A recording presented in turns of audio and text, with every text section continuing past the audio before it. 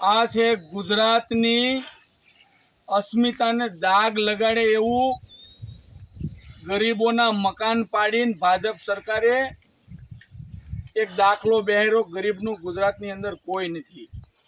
આખો પરિવાર દાડીએ જાય। અગાઉ વાત કરી માજીએ 10 રૂપિયા મણ કપા હતો ત્યારે મજૂરી કરી અને આ મકાન બનાવવા માટે પૈસા ભેગા કર્યા, પણ ભ્રષ્ટ ભાજપના અધિકારીઓ આ ગરીબની એક વાત ન સાંભળી।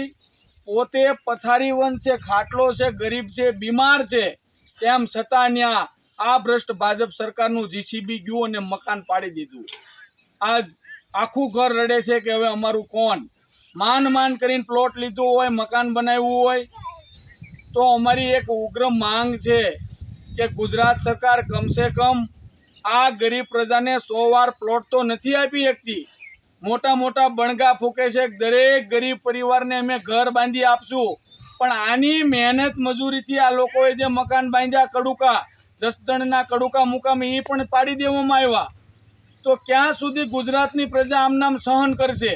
હવે અમારી એક જ માંગ છે, ગુજરાતના ગામડે ગામડે જ્યાં પણ ગરીબ પ્રજા વસે છે, વસવાટ કરે છે વર્ષોથી, એ જ્યાં રહેતા હોય એને 100 વારનો પ્લોટ માપીને સરકારે કાયદેસરનો કરી દેવો જોઈએ।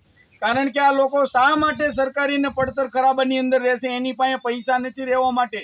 એક બેને મને ખૂબ દુઃખ સાથે કહેવું પડે કે એના સંતાનોને એને ભણાવવા છે, એની પાસે પૈસા નથી, અને આ સરકારે ગરીબો માટે જે પ્રહાર કર્યા છે।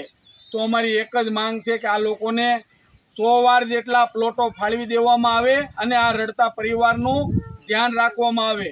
અને ક્યાં સુધી આ સ્કૂલનું કામ બંધ કરી અને ત્યાં બંને જે કાંઈ મકાન પાડ્યા છે એનો યુદ્ધના ધોરણે જસદણ પ્રાંત અધિકારી, જસદણ મામલતદાર અને કડુકા ગામના સરપંચો તમામે ધ્યાન રાખીને આ ગરીબ પરિવારને ફરીથી વસવાટ કરવા મકાન બનાવી દેવું પડે એવી માંગ છે। કારણ કે આ ગરીબ જાય તો જાય ક્યાં? આ ભ્રષ્ટ ભાજપ સરકાર ભ્રષ્ટાચારી અધિકારી અને ભ્રષ્ટાચારી પોલીસને આગળ કરી ડરાવે છે। આ માજીને પોલીસનો ડર દેખાડ્યો, તમને પોલીસની ગાડીમાં બેસાડી દઈશું। શા માટે ગરીબ પ્રજાને બીવરાવવામાં આવે છે? તમારામાં એવી તાકાત હોય તો ગામડે ગામડે દેશી દારૂના આટડા હાલે છે, મોટા ડોનના દીકરા, મોટા ગુંડાઓ રખડે છે, આ લોકોને પકડો ને। સામાન્ય પ્રજાના મકાન પાડીને તમે બહાદુરીનું કામ બતાવો છો। ગરીબ પ્રજાને જ્યાં વસવાટ કરતો હોય ગામડે ગામડે સુધી અમારી માંગ છે કે સરકારી ખરાબાની જમીન તમારા બાપની નથી, આ મૂળ નિવાસી ગુજરાતની પ્રજાની જમીન છે। એને 100 વારના પ્લોટ જ્યાં રહેતા હોય ન્યાય માપી દેવામાં આવે અને ગરીબોને હેરાન કરવામાં ન આવે। અન્યથા આગામી દિવસોની અંદર આ ગરીબ પ્રજામાં એવી તાકાત છે કે તમારી સરકારને પણ ઉખાડી નાખે। કારણ કે ક્યાં સુધી તમે અમને રોવડાવશો, ક્યાં સુધી ડરાવશો?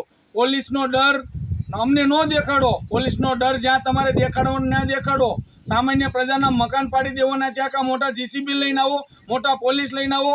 અમારી બહેનો દીકરીઓ માટે જ્યારે બળાત્કાર થાય, સામાન્ય પ્રજાના હાથ પગ માંગે મારકૂટ થાય ત્યારે તમારી પોલીસ ક્યાં વહી જાય છે? તો અમારી એક જ માંગ છે કે આ ગરીબ પ્રજાને યુદ્ધના ધોરણે મકાનના પ્લોટને મકાન બનાવી દેવામાં આવે। ત્યાં સુધી સ્કૂલનું કામ બંધ કરી દો। આ ગામની અંદર ઓલરેડી 2 સ્કૂલ છે, સ્કૂલ બને બહુ સારી બાબત છે, પણ ગરીબને રોવડાવીને ક્યાંય સ્કૂલની જરૂર નથી। એક તો ગુજરાતની અંદર સ્કૂલ છે, 5600 જેટલા શિક્ષકોની ઘટ છે।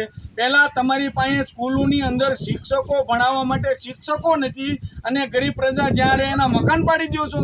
તો અમારી એક માંગ છે કે આ લોકોના મકાન ફરીથી સણી દેવામાં આવે, આ લોકોને પ્લોટ આપી દેવામાં આવે। અન્યથા જસદણ પ્રાંત મુકામે આમરણ ઉપવાસ આંદોલનની અંદર બેસી જવામાં આવશે। કારણ કે ગુજરાતની અંદર દરેક ગરીબ પરિવાર સાથે જ આ પ્રકારની ઘટના બને છે। એવી અમારી માંગણી છે કે યુદ્ધના ધોરણે આ કામ સ્થગિત કરી અને ગરીબોની વાત સાંભળવામાં આવે।